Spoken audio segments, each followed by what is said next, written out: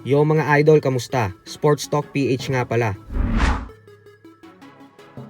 Ang update kay Casimero, pag-usapan natin yan mga idol.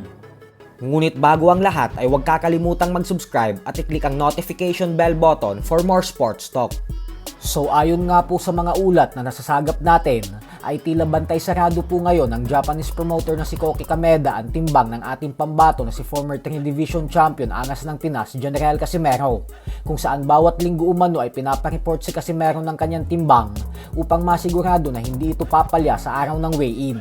Lalo pat isang buwan na lang ang natitira at magaganap na ang kanyang bigating laban kontra sa Mexican former 2 Division Champion Luis Neri. Bukod dyan ay mas naging istrikto daw ngayon si Kameda kay Casimero gawa ng nakataya ang bakanteng WBA Gold Super Bantamweight belt sa laban. Ganun pa man ay maganda po itong ginagawa ni Kameda dahil sa ganitong paraan ay parang natutulungan niya na din si Casimero na madisiplina ang kanyang sarili.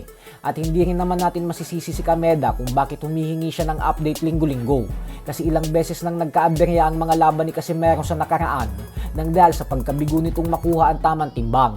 At yun ang iniiwasan ni Kameda na mangyari. Kaya sana talaga ay maabot ni Cuadro Alas ang 122 pound limit ng Super Bantamweight Division sa susunod na buwan nang nasa magandang kondisyon pa rin siya. Sa kabilang banda naman mga idol ay 2 araw na nga lamang po at magaganap na ang WBA title eliminator fight ni Pinoy boxing legend former 4 Division Champion Nonito Donaire Jr. sa bansang Japan kontra sa Japanese knockout artist na si Rico Masuda.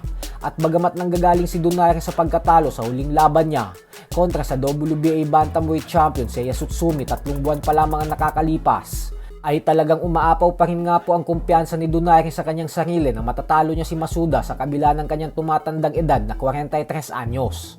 Ayon po kasi kay Donaire ay kakaibang bersyon ng Nonito Donaire umano ang makikita natin sa laban na ito, kung saan lalabas daw dito yung dati niyang bilis. Inaasahan naman na walang magiging problema si Nonito sa pagkuha ng tamang timbang sa 118 pound bantamweight division sa official and final weigh-in bukas. Kaya suportahan din po natin si Donaire sa laban niya na ito.